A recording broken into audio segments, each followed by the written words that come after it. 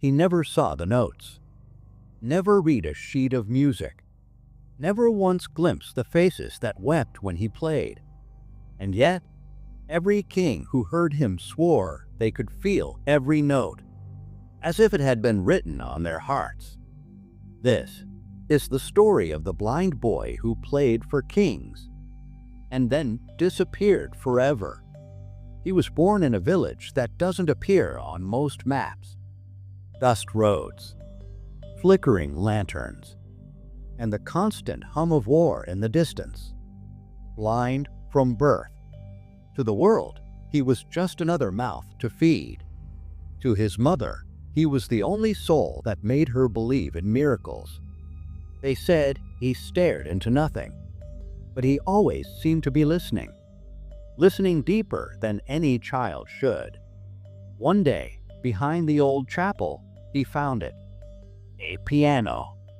Broken, weather-worn, forgotten, cracked wood. 3 missing keys. And yet, to him, it was alive. He touched the keys like someone learning to speak for the first time. He didn't know what music was. He just knew that, when he played, the silence in his world disappeared. The villagers said it was noise. His mother? She called it hope. He never learned to read. He never learned what a scale was. But he remembered everything. Every sound, every tone, every chord. He mimicked the wind, the way the roof creaked at night, the laugh of the one girl who didn't tease him for being different. Everything became music. Then came the night that changed everything. A traveling music teacher, lost on the way to the next town, heard a strange sound from the chapel ruins. He followed it. Inside, the boy played to no one, hands gliding like they were chasing something invisible. The teacher stood there, silent, stunned, then whispered, "Who taught you this?" The boy stopped, smiled, and said, "The rain did." The teacher couldn't sleep that night. The next day, he brought men from the city. And just like that, the boy was taken from dirt floors to marble ones, from broken keys to Steinways, from the forgotten corners of a chapel to the candlelit halls of nobility. At 13, he performed for his first duke. He didn't bow. He didn't speak. He just played. And when he finished, the room stayed silent for nearly a full minute until the duke stood and clapped with tears in his eyes. Word spread, and so did the boy. Germany, France, Persia, Russia. Kings sat in silence, some for the first time in their lives. They said he didn't just play music. He channeled something older than sound, something human. He refused to learn sheet music. He refused to repeat performances. He claimed the music was not his to keep. It was meant for that moment, and no other. Each note he played was built on the feeling of the room. If there was grief, he transformed it. If there was joy, he amplified it.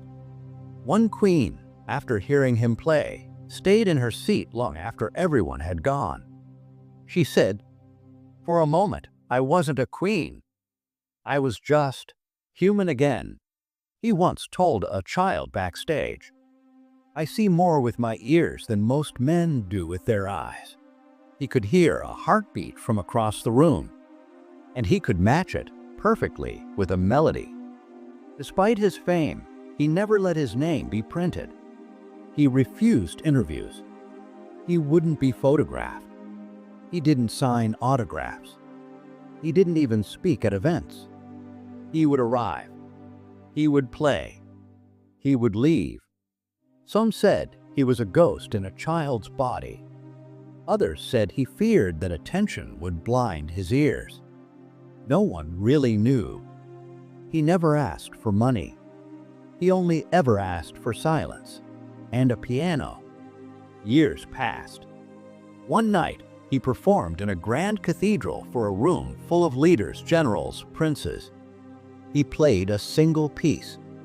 It began softly, like snowfall, then rose into a storm, and ended with a silence so heavy no one dared to breathe. He stood, spoke, and left the room. That was the last time anyone ever saw him. No announcement, no farewell concert, no death reported, just silence. There are no official recordings, no videos, no surviving compositions, only memories, whispers, echoes. In his village, there's a statue. No face, no name, just a pair of hands carved from stone, reaching for the sky. And some say, if you sit there long enough, you can hear music in the wind. Soft, haunting, familiar. He never saw the kings who rose to applaud him, never saw the tears he caused, or the peace he left behind. But in every heart he touched, he planted something that words could never describe. He was never here for fame. He came to remind the world that even in the darkest silence, music finds a way to speak.